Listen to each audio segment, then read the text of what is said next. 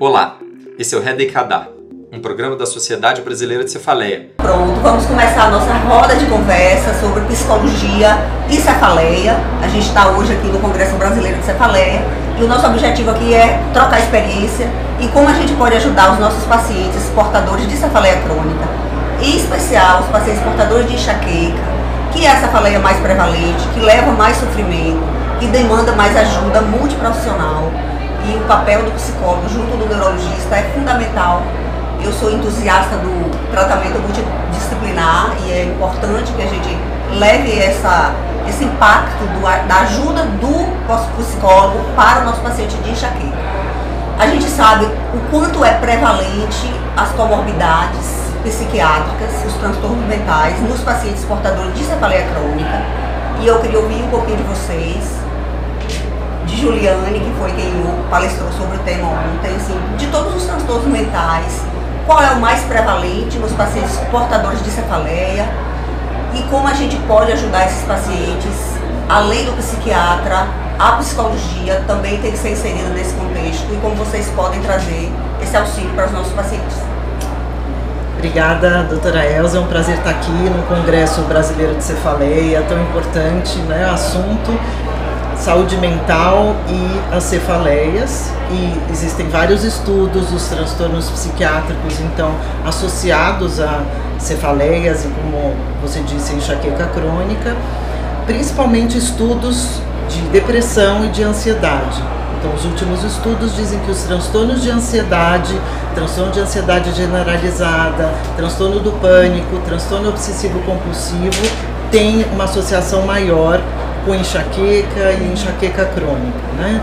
Então, dentro dos transtornos de ansiedade, o que a gente observa como um sintoma para prestar atenção é a própria ansiedade, é a irritabilidade, cansaço, preocupações com saúde, as questões de dificuldade de sono, dificuldade de concentração, então todas relacionadas, né, pode ser antes, durante ou depois da crise de enxaqueca, por exemplo.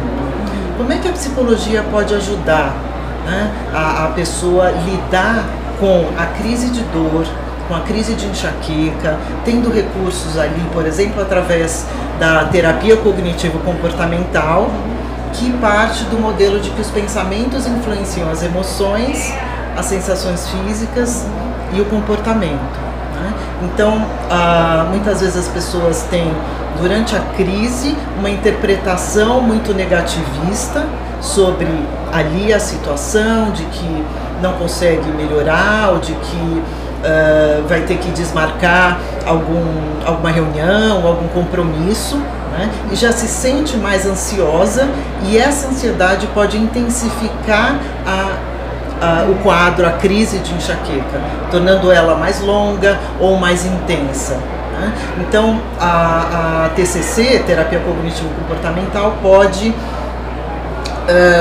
modificar esses pensamentos que influenciam a ansiedade, pode ajudar, então, nesse manejo de estresse, pode ajudar com técnicas, com estratégias de relaxamento durante a crise e fora da crise, estratégias de meditação, de mindfulness, né, de atenção plena, para manejar a dor, né, para manejar a ansiedade, o estresse, o sono, se estiver relacionado com enxaqueca, né, e toda uma revisão, uma psicoeducação do estilo de vida, desde alimentação, de sono, de hidratação, de atividade física. O que é difícil, né, Juliane, assim, a gente conseguir que os pacientes entendam isso, de que a mudança de hábito de vida é fundamental, né, para que ele não se apegue apenas ao tratamento farmacológico, né, aquela pílula mágica que não existe e que a gente tanto bate na tecla o tempo todo no consultório. Olha, uma parte me compete de te prescrever o melhor medicamento que eu acho que é adequado para você, mas a outra parte compete a você, né, de buscar ajuda de um profissional para a mudança dos hábitos de vida. Se não consegue iniciar uma atividade física, se não consegue mudar o estilo alimentar, é preciso que esse paciente seja ajudado. Eu acho que a psicologia também está inserida nesse contexto, né, de forçar esse paciente, fazer com que ele entenda que ele é um egoísta também do tratamento dele, né? É consciência, né? Ele também é responsável por essa virada de chave. É uma psicoeducação, né? Às vezes ele não consegue sozinho, né? Às vezes ele precisa de ajuda. Trabalhoso, né? Eu mudaria o difícil para trabalhoso. Sim. Né? Então qualquer mudança de hábito é trabalhosa, envolve um passo a passo, né? E a terapia pode ajudar nisso, nessa construção de um hábito saudável que vai ter uma repercussão para a saúde geral da pessoa, né? Física e mental. E o quanto é importante a gente entender que o paciente que é portador de uma comorbidade mental, como a ansiedade, por exemplo, o transtorno de ansiedade, ele também tem um comportamento que prejudica a doença dele, né? Então você trouxe uma fala aí do pensamento, e aí a gente já pode pegar esse gancho e entrar para o assunto da catastrofização da dor, né? Que é aquele pensamento de que tudo é ruim, que ele vai morrer, que a dor vai chegar e que o dia vai ser perdido. E aí a gente precisa também fazer com que esse paciente entenda que ele trabalhar esse pensamento é importante para que ele não exerça um comportamento nocivo para a doença dele, que é se jogar no uso abusivo do analgésico, o que ele encontra como amuleto para resolver o problema. Se eu estou com medo, eu vou fazer alguma coisa para que essa coisa que eu imagino que vai acontecer não aconteça. Então, Thalita vai nos dizer aí o que é essa palavra feia aí, gente, catastrofização da dor. Né? Como é que isso interfere negativamente na doença crônica de nosso paciente? Então, eu até posso falar um pouquinho sobre isso, mas eu acho que eu prefiro que Rebeca fale um pouco mais, já que Rebeca tem mais conhecimento, estuda mais a catastrofização do que eu. E aí deixa a Rebeca explicar um pouquinho mais a catastrofização e depois eu a complemento aí se precisar. Maravilha, Thalita. Bom, então, queria agradecer a doutora Elza estar trazendo esse tema, né, aqui na nossa roda de conversa, como ela muito bem colocou no começo, sobre esse termo aí, né, catastrofização da dor. O que é isso? Né? E como Juliane muito bem falou, né, assim, são esses pensamentos, esses sentimentos, né, que vêm junto com a experiência da dor, né?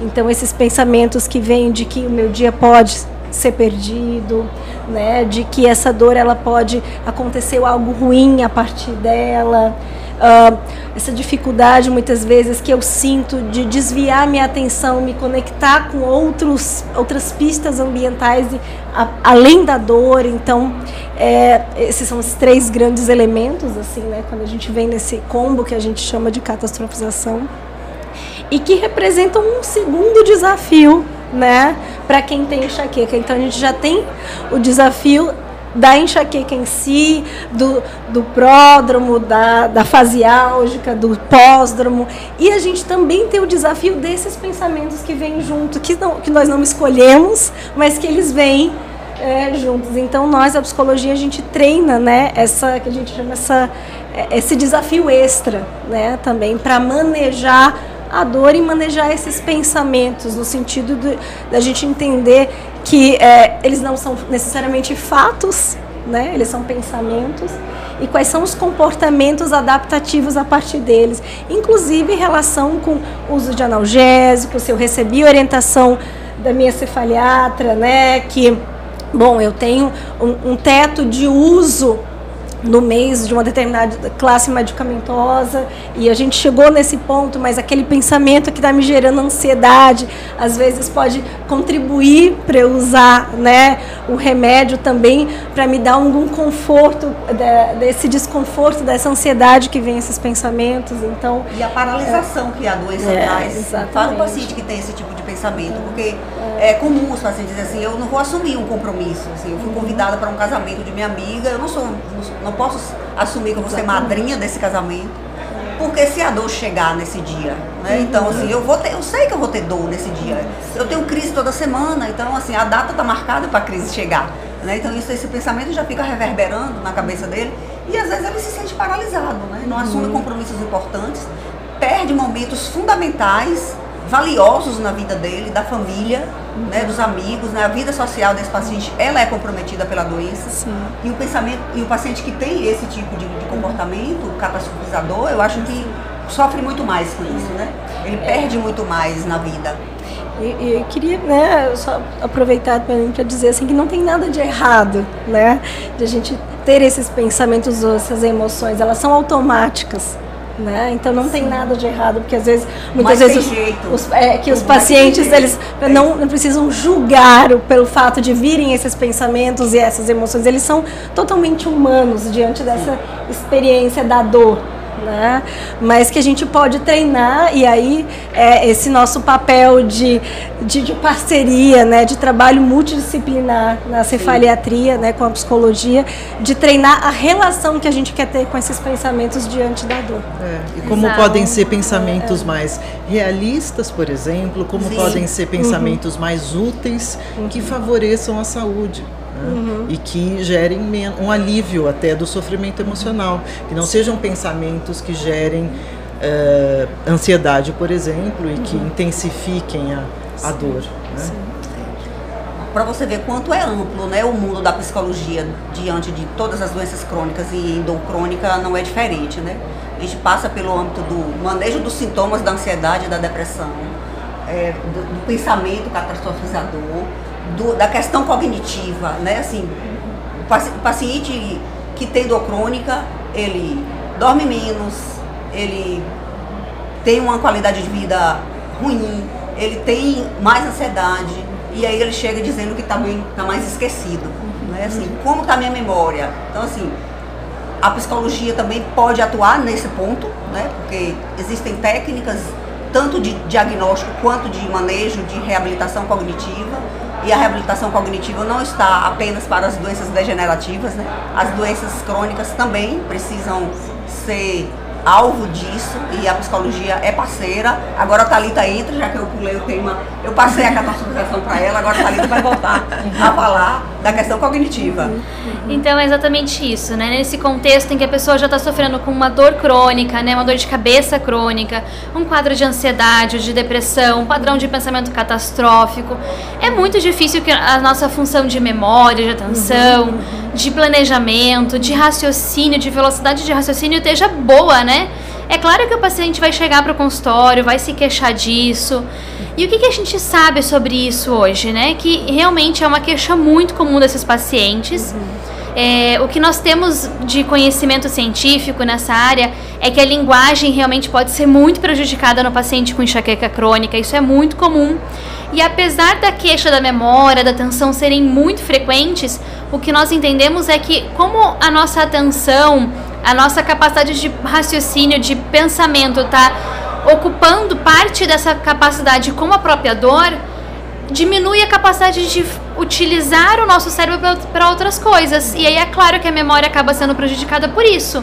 Então ela acaba sendo uma sequela, uma consequência, algo secundário e não o problema principal.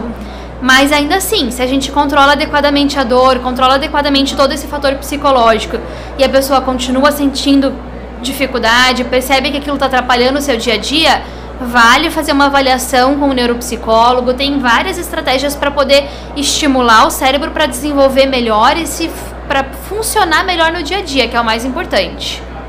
Obrigada, meninas. Nossos pacientes com certeza vão se beneficiar bastante com esse conteúdo.